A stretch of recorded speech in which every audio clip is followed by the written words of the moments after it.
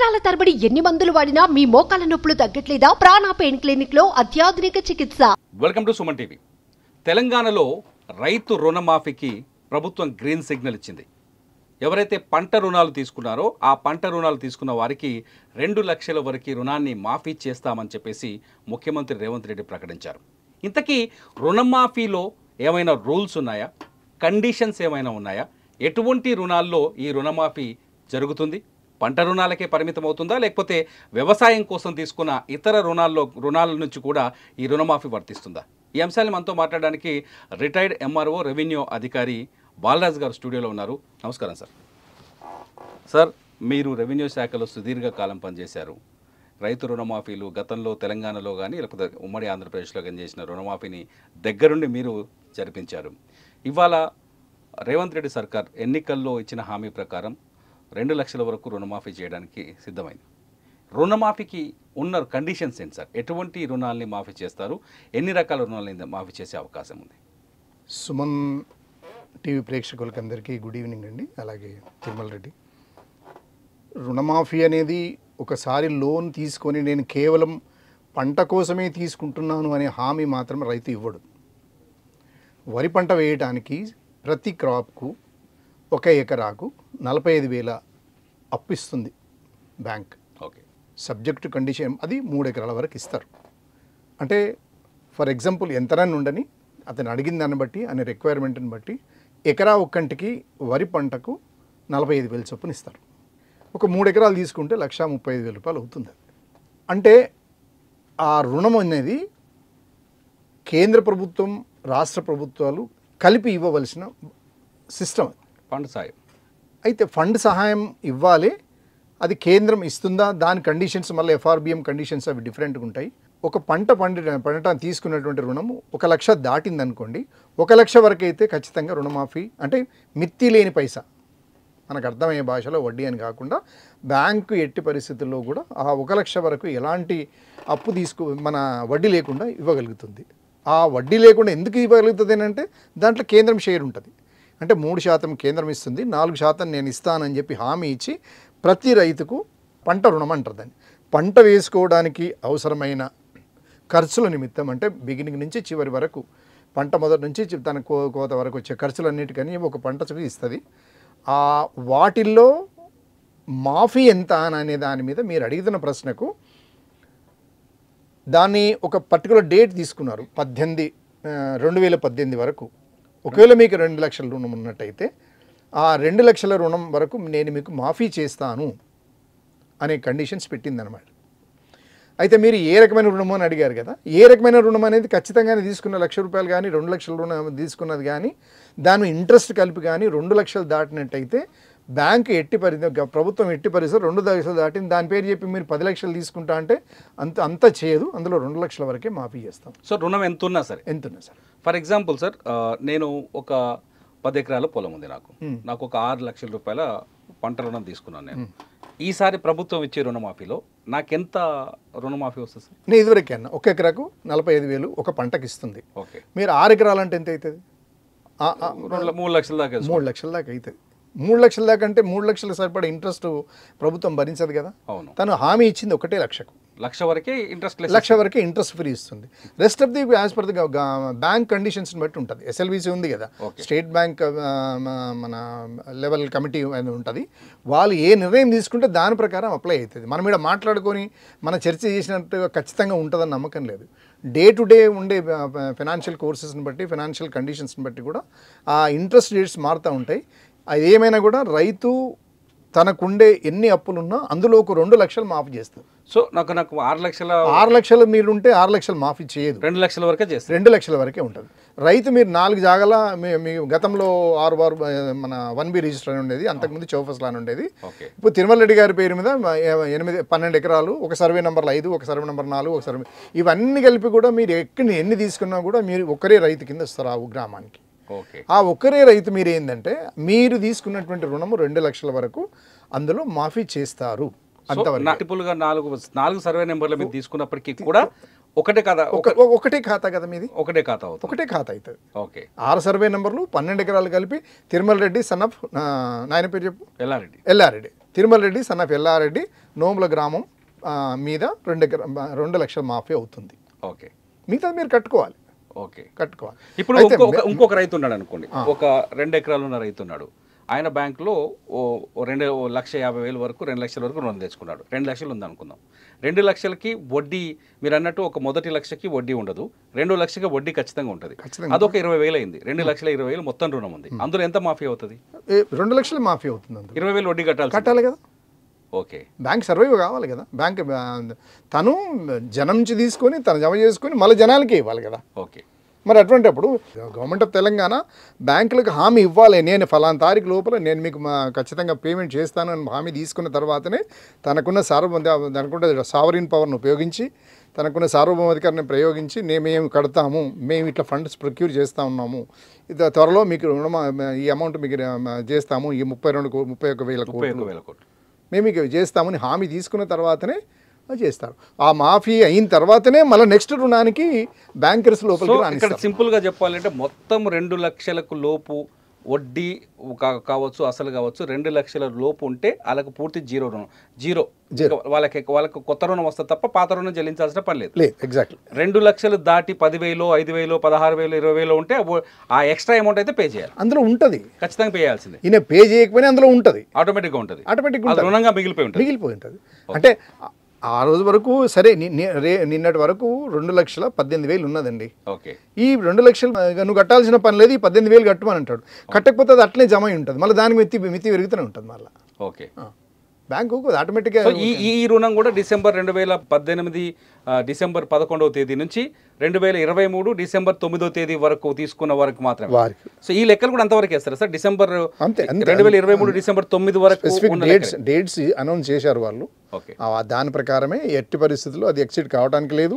మళ్ళీ ఇవన్నీ కండిషన్స్ మళ్ళీ రిజర్వ్ బ్యాంక్ ఒప్పుకోవాలి, మళ్ళీ వీళ్ళు బ్యాంకర్స్ కమిటీ ఒప్పుకోవాలి. ఇవన్నీ ఒప్పుకున్న తర్వాతనే ముందుకెళ్తుంది. ఇక్కడ ఇంకొక క్వశ్చన్ ఉంది సార్. ఎన్నికల ప్రచారంలో వీళ్ళు ఏం చేశారంటే, మీరు రుణాలు చెల్లించకండి, పంట రుణాలు చెల్లించాల్సిన అవసరం లేదు, మా ప్రభుత్వం వస్తుంది, మేము రుణాలని మాఫీ చేయబోతున్నాం 2 లక్షల రూపాయలు ప్రచారం చేశారు. ఈ ప్రచారం చేయడంతో ఒకటి, గతంలో అనేక ప్రభుత్వాలు రుణమాఫీ హామీలు ఇస్తూ వచ్చాయి. కేసీఆర్ ప్రభుత్వం కూడా హామీ ఇచ్చి వచ్చింది. చాలామంది రైతులు ఏం చేశారంటే, ఎలక్షన్స్ ముందు రాగానే టైంకి చెల్లించాల్సిన రుణాలని కూడా చెల్లించకుండా పెండింగ్లో పెట్టి వదిలేశారు. ఎగ్జాక్ట్లీ. సో అది 2023 డిసెంబర్ 9 వరకు కాకుండా ఆ తర్వాత కూడా ఎక్స్టెండ్ అయింది, వాటి వరకు కూడా ఎక్స్టెండ్ అవుతూ వచ్చింది. సో దీన్ని ఎలా కౌంట్ చేస్తారు? ఈ ఎక్స్టెన్షన్ కూడా రుణం కింద మిగిలిపోద్దా బ్యాంకులో?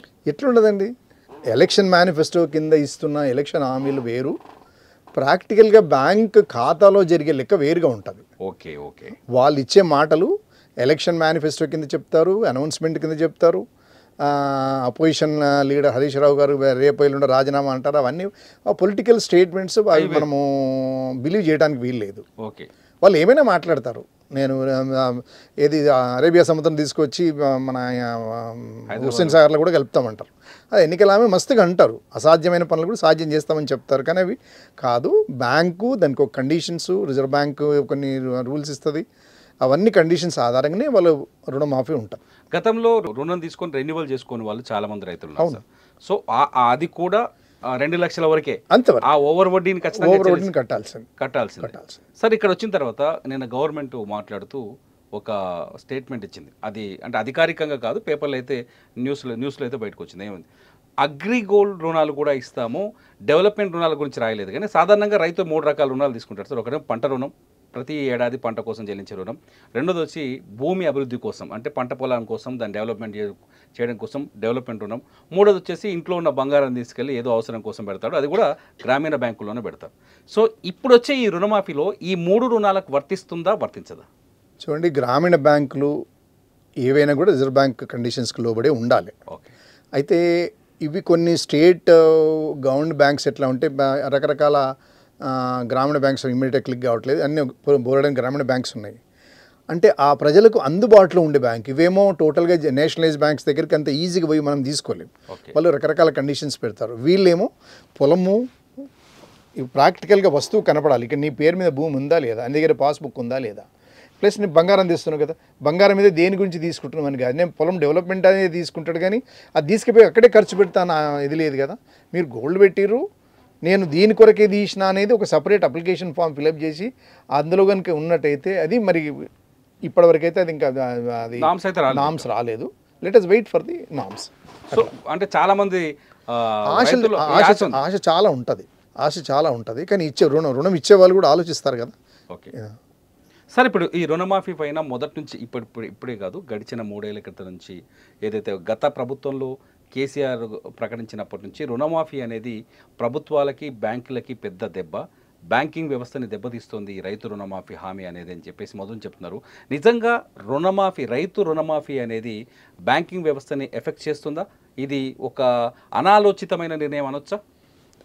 16 లక్షల కోట్లండి ఇలా లోన్ తీసుకొని తెల్లవారు నుంచే వాళ్ళ చార్టెడ్ అకౌంటెంట్తో చెప్పి ఈ బ్యాంకుని ఎలా మోసం చేయొచ్చు, మనము ఎలా ఐపీ పెట్టవచ్చు, మనం ఏ పద్ధతిలో మనము బ్యాంకుకు మనం టోకరా వేయొచ్చు అనే దాని మీద అప్పటి నుంచే చర్చలు మొదలవుతాయి. చాలా కంపెనీలు పేరు ఉండదు, ఖాళీ భూమి చూపిస్తారు, అన్ని కార్పొరేట్ సంస్థలు ఇప్పటి వరకు 16 లక్షల కోట్లు రుణం మాఫీ అయింది. వాళ్ళని వేవల్, చాలా డీసెంట్ నేమ్ పెడతారు, వేవల్ అంటారు. ఇంకేదో 2-3 మంచి అందమైన పేర్లు ఉన్నాయి వాటికి.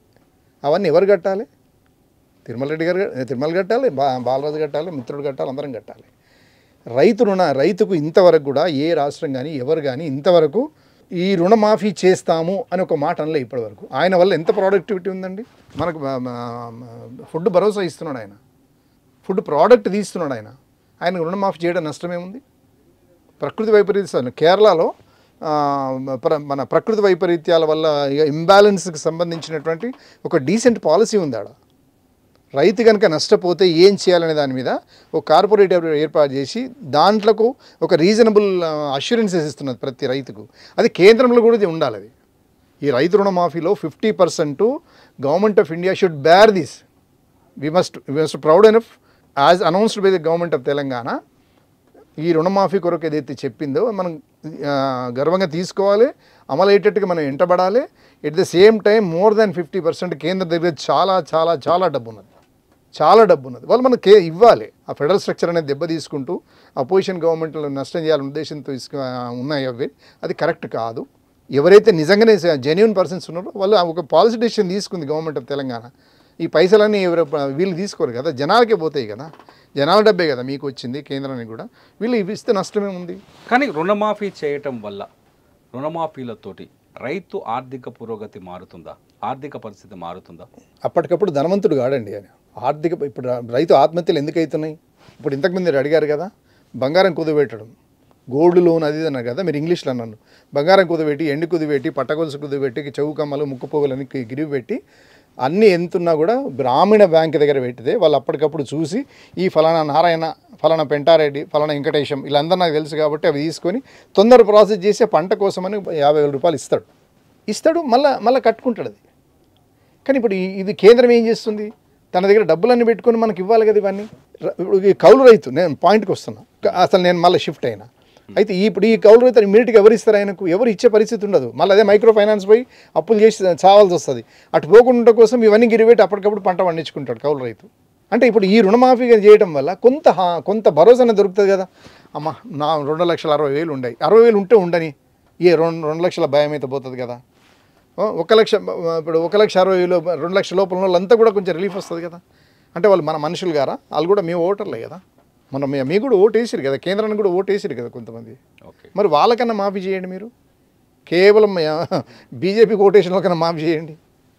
అంటే ఈ రైతు రుణమాఫీ అనేది కష్టపడి పనిచేసి నిజంగానే వాళ్ళు కష్టపడితేనే కదా మనం హైదరాబాద్ నుండి భోజనం చేస్తున్నాం.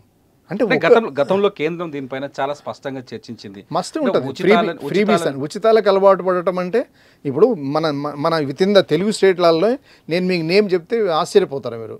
ఒకరికి 10,000 కోట్లు, 20,000 కోట్లు, 45,000 కోట్లు, 32,000 కోట్లు రోడ్లు తీసుకున్నారు, సైలెంట్ అయ్యారు, చేతులు ఎత్తేసారు. నా హార్ట్ అటాక్ వచ్చేటట్టుంది, మీరు కొద్దిగా నన్ను ఆపండి అని అన్నారు. ఏం చేస్తాం? ఏం చేయలేంగా. ఆ 45,000 కోట్లు కనుక ఫ్రీ బీజ్ చంపడం, కొన్ని మాఫీ చేస్తే ఎడ్యుకేషన్ లోన్ అని, లేకపోతే హాస్పిటల్కి సంబంధించి, లేకపోతే ఇతరత్ర అటువంటి కనుక కొన్ని ఇచ్చినట్టయితే కొంత ఉపయోగపడుతుంది కదా, బతుకుతాడు కదా మనిషి. నువ్వు నిలువున ముంచి కొన్ని కోట్ల రూపాయలు తీసుకుపోయి దుబాయ్లో ఖర్చు పెట్టి కోట్లు చేసేదానికంటే నీ పౌరులకే కదా, వీళ్ళు మనుషులే కదా. కేంద్రంలో ఉన్న పెద్దలు ఒప్పుకోలేదు, ఫైనాన్షియల్ బ్యాంకర్స్ వీళ్ళు ఒప్పుకోకపోతే ఎంతకాలం వేరు చేద్దాం, వాళ్ళకి కొన్ని ఇద్దామని చెప్పి అప్పుడు ఇంద్రమైన్లో ఇచ్చినాయి అప్పుడు. సో మొత్తానికి రుణమాఫీ నిర్ణయం సరైందే అంటారు, కాకపోతే కండిషన్స్ అప్లై ఉన్నాయంటారు. ఖచ్చితంగా మంచి నిర్ణయం అది. ఖచ్చితంగా అమలు కావాలని కోరుకుందాం. తప్పకుండా జరగవలసిందే. దానికి కేంద్రం ఖచ్చితంగా 50% ఇవ్వవలసిందే. అది కేంద్రం బాధ్యత. మనం అందరం కేంద్ర ప్రభుత్వం honourable prime minister of Narendra Modi సమక్షంలో ఉన్నవాళ్ళం, మా నిర్మలా సీతారామన్ ఆధ్వర్యంలో ఉన్నవాళ్ళం. ఎట్ ద సేమ్ టైం మన ముఖ్యమంత్రి గారి ఆయన హామీ ఇచ్చిండు. దానికి వాళ్ళని కూడా ఇవ్వమనండి, కేంద్రం కూడా ఇచ్చి చాలా అదనంగా సీట్లు తీసుకోండి. చివరికి వస్తే మళ్ళీ వ్యవసాయదారుడికి మనకు పంటనిచ్చి అవి చేసే అతనికి ప్రకృతిని కాపాడే వ్యక్తికి ఖచ్చితంగా మనము రుణమాఫీ చేయడము, అతనికి అన్ని రకాలుగా భరోసాని ఇవ్వాల్సిన బాధ్యత అన్ని ప్రభుత్వాలపైన ఉంటుంది. మనం పౌరులుగా హైదరాబాద్లో కూర్చొని ఇంకొకటి కొంచెం నిష్ఠుర సత్యం ఏంటంటే, ఈ రుణమాఫీ హైదరాబాద్లో ఉన్న వాళ్ళు కూడా దాదాపు ఒక 11-12 లక్షల మంది రైతులు ఇక్కడే ఉండి పక్కనే బ్యాంకు లోన్ తీసుకొని ఇవాళ రుణమాఫీ కొరకు తిప్పలబడుతున్న వాళ్ళంతా అలాంటి వాళ్ళు వెతికమనాలి ప్రభుత్వాన్ని. Search I request government of Telangana to search such type of personalities. అలాంటి వాళ్ళని కూడా ఏరేసి నిజంగా కష్టపడే రైతుకు ఆ రుణమాఫీ ఇస్తే బాగుంటుంది అని మీ సుమన్ టీవీ ద్వారా నాకైతే మంచి ప్రోగ్రామ్ తీసుకున్నారు. I appreciate you. ఇంకేమన్నా? Thank you so much sir. రుణమాఫీ పైన స్పష్టమైన వివరణ ఇచ్చింది. సుమన్ టీవీలో మీ పర్సనల్ అండ్ బిజినెస్ ప్రమోషన్స్ కోసం కింది నెంబర్కి కాంటాక్ట్ చేయండి.